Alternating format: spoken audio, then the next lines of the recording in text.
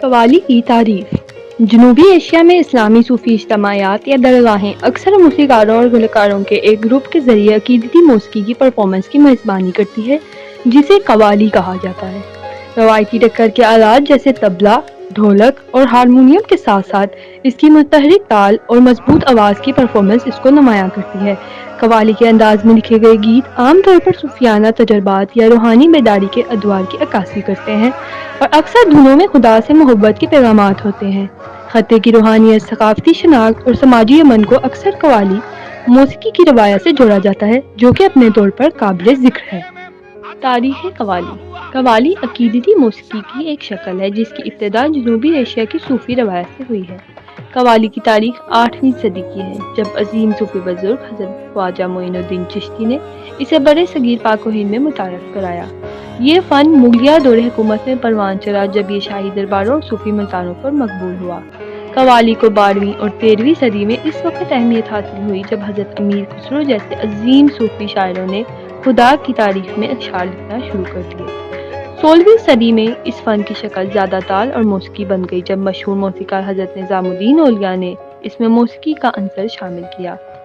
نصرت فتح علی خان کے دور کو قوالی کا سنہری دور کہا جاتا ہے۔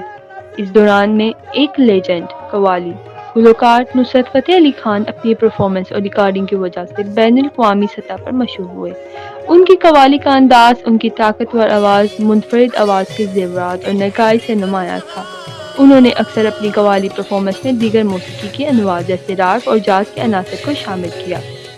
قوالی کی صنف میں نصرت فتح علی خان کی شراکت بہت زیادہ تھی کیونکہ انہوں نے اسے نہ صرف مقبول بنایا بلکہ اس کا دائرہ کار بھی بڑھایا۔ انہوں نے پیٹر گیبریل سمیت متعدد مغربی موسیقاروں کے ساتھ تعاون کیا اور قوالی کو عالمی سامعین سے متعارف کرایا۔ یہی وجہ ہے کہ نصرت فتح علی خان کے دور نے پاکستان اور ہندوستان میں قوالی موسیقی کا احیا دیکھا۔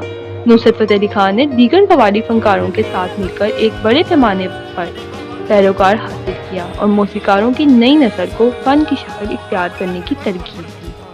قوالی کی ثقافتی اہمیت۔ پاکستان میں قوالی کو نمایاں ثقافتی اہمیت حاصل ہے۔ جہاں اسے ملک کے فنی اور مذہبی ورثے کا ایک لازمی حصہ سمجھا جاتا ہے، اس کی جڑیں پاکستانی ثقافت میں گہری ہیں، خاص طور پر صوفی روایت میں جو عقیدت اور روحانیت پر زور دیتی ہے۔ قوالی عام طور پر پاکستان بھر میں صوفی مزاروں، تہواروں اور دیگر مذہبی تقریبات میں پیش کی جاتی ہے۔ قوالی پاکستانیوں کو ان کی روحانی جڑوں سے جوڑتی ہے اور انہیں خدا سے اپنی عقیدت کا اظہار کرنے دیتی ہے۔ بہت سے لوگوں کے لیے قوالی صرف موسیقی کی ایک شکل نہیں ہے بلکہ روحانی، روشن خیالی اور اندرونی سکون حاصل کرنے کا ایک ذریعہ ہے۔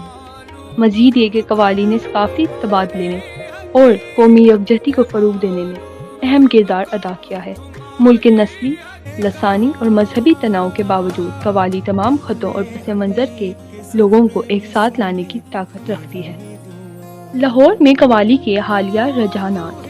لاہور اپنے بھرپور روایتی اور ثقافتی ورثے کے لیے جانا جاتا ہے اور قوالی اس کا ایک لازمی حصہ ہے۔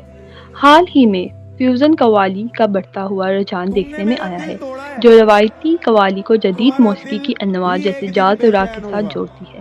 لاہور کے بہت سے نوجوان قوالی گلوکار فن کی شکل کو زندہ رکھنے کے لیے نئے انداز کے ساتھ تجربہ کر رہے ہیں اور اسے الیکٹرانک بیسٹ کے ساتھ فیوز کر رہے ہیں۔ مزید یہ کہ لاہور میں قوالی کی محفلوں اور محافل کی تعداد میں اضافہ ہوا ہے جو ہر طبقہ فکر کے لوگوں کو اپنی طرف متوجہ کرتے ہیں۔ ان تقریبات نے قوالی کو پاکستان کی ثقافت اور ورثے کے لیے ایک اہم پہلو کے طور پر فروغ دینے میں مدد کی ہے۔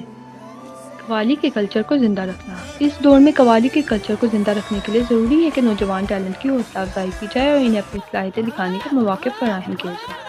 نئے فنکاروں کو ورکشاپ اور تربیتی پروگرام فراہم کر کے روایتی قوالی کو محفوظ اور فروغ دینا بھی بہت ضروری ہے۔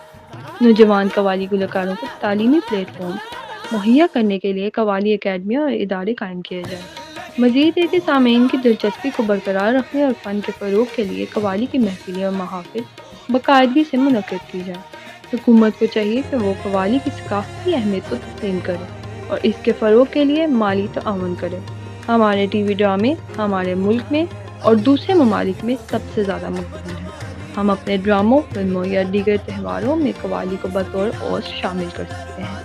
قوالی کو محفوظ اور فروغ دے کر ہم پاکستان کے شاندار ثقافتی ورثے کو آنے والی نسلوں کے لیے زندہ رکھ سکتے ہیں۔